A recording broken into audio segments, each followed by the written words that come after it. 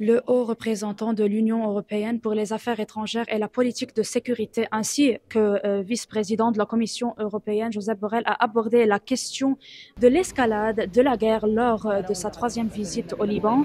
Et celle-ci, décrite comme la dernière en tant que telle, a mis en lumière les préoccupations de l'Union européenne concernant la détérioration de la situation au Liban et dans l'ensemble de la région. En marge de ces réunions avec le Premier ministre sortant, Najib Mikati, puis avec le chef du Parlement, Nabih Berri, M. Borrell a déclaré que la guerre en cours avait atteint une dimension internationale, mettant à l'épreuve la volonté de la communauté mondiale de garantir la paix. Cette guerre a été qualifiée d'inabordable, non seulement pour ceux qui meurent et souffrent au Liban, mais ainsi pour la région et le monde entier. L'attention a été attirée sur les développements dévastateurs des 2 derniers mois. En septembre, les efforts étaient axés sur la prévention d'une guerre à grande échelle. Cependant, il a été rapporté que le Liban est désormais au bord de l'effondrement. Des villages du sud ont été détruits, des frappes aériennes ont visé Beyrouth et Baalbek et des roquettes ont été tirées sur Tel Aviv. Il a été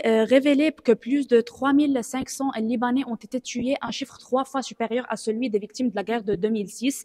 L'appel à un cessez-le-feu immédiat a été réitéré. La mise en œuvre de la résolution 1701 des Nations Unies étant considérée comme la seule solution viable. Cette résolution prévoit le déploiement des forces libanaises le long du fleuve Litani, le retrait des combattants du Hezbollah et des troupes israéliennes et le réétablissement de la pleine souveraineté du Liban sur le territoire, dans les airs et en mer.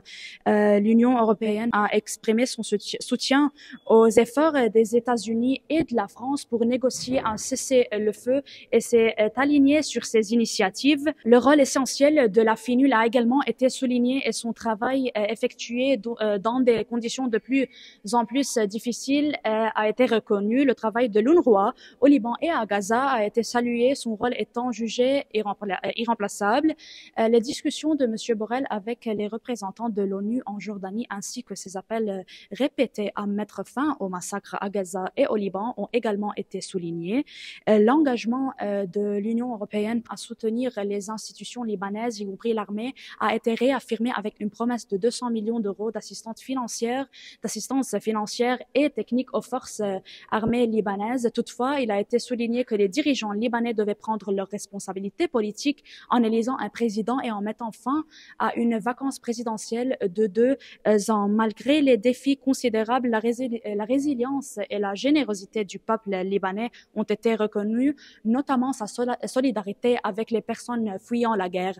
La communauté internationale a été invitée à intensifier la pression sur toutes les parties, en particulier sur Israël et le Hezbollah, pour qu'elle accepte une proposition de cessez-le-feu dirigée par les États-Unis qui attend actuellement d'être approuvée par le gouvernement israélien. Le message se conclut par un nouvel appel à une action immédiate pour faire cesser les souffrances, mettre fin aux bombardements et sauver des vies.